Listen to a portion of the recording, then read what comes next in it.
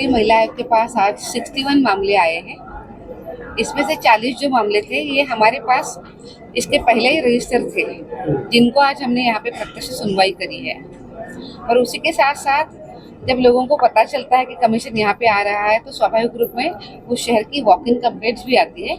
ऐसे आज 21 walk in complaints यहाँ पे आई है, तो 61 केसेस की आज सुनवाई यहाँ पे हो रही है। इसमें बड़ी संख्या में अगर हम देखते हैं तो बड़ा नंबर जो है वो फैमिली मैटर्स है। पति पत्नी के झगड़े या परिवार में जो झगड़े होते हैं, ऐसे मैटर्स बहुत ज़्यादा है। और इसी मैटर के साथ ये भी ध्यान में आता है कि महिलाएं सहन करती है, ठीक हो जाएगा ये समझते हुए जीवन को आगे बढ़ाना चाहती है, पर ये बहुत लंबे समय तक वो सहन ही करती रहती है, तो उसको कहीं ना कहीं रिलीफ देना बहुत ज़रूरी होता है। तो ये मामले सबसे ज़्यादा है। और उसी के साथ साथ सेक्सुअल हैरेसमेंट के भी मामले आज यहाँ पे आए हैं।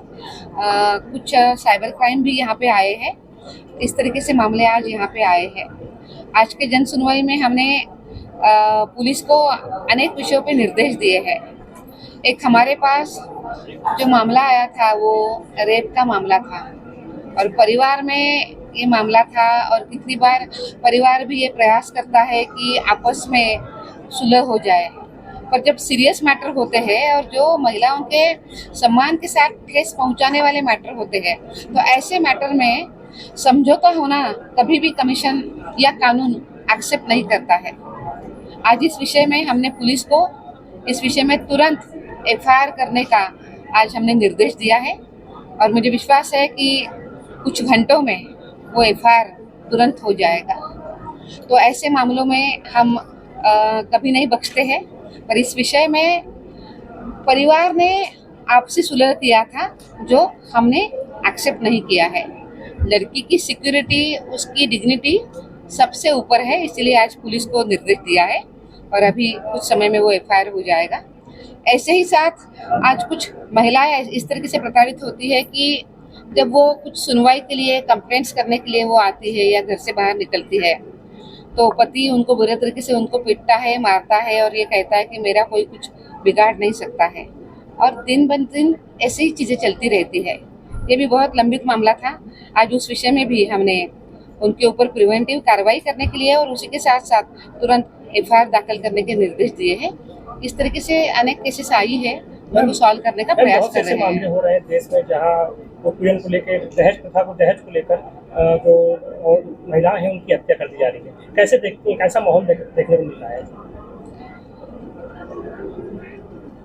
दहेज के साथ उत्पीड़न, ऐसे कुछ प्रकार अभी हमारे सभी के सामने आए हैं, और ये बहुत अनफॉर्चुनेट है।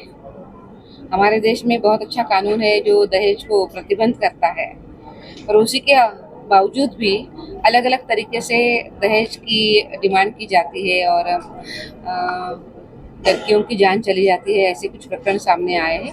इन सब विषयों में कमीशन बहुत सीरियस है। इन सभी 2-3 जो प्रकरण अभी जो हुए हैं, इन प्रकरणों में हमने सुमोटो कॉग्निजेंस लिया है, और वहाँ की पुलिस को हमने निर्देश दिए हैं कि तुरंत वो आरोपी पकड़े, उनके ऊपर कार्रवाई करें, फास्ट ट्रैक कोर्ट में ये सभी केसेस चले, और एक पूरी ठीक तरीके से वो जांच भी करे।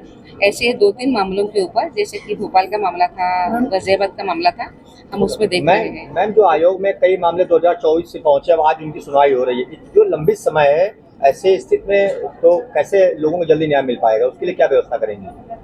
सबसे बड़ी बात तो ये है कि कमीशन में हर साल लाखों कंप्लेंट्स आती है, और उन कंप्लेंट्स को देखना ये हमारे लिए एक बहुत बड़ा चैलेंज है, क्योंकि नंबर बहुत बड़ा है, पर हमने उसके लिए अनेक प्रयास किए हैं।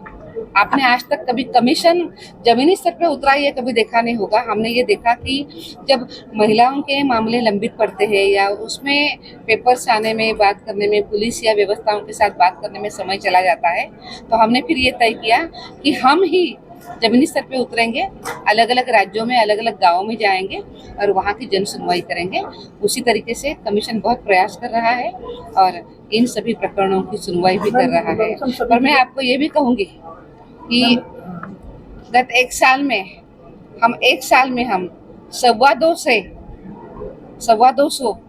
से भी अधिक ज़्यादा जन सुनवाई हम कर चुके हैं।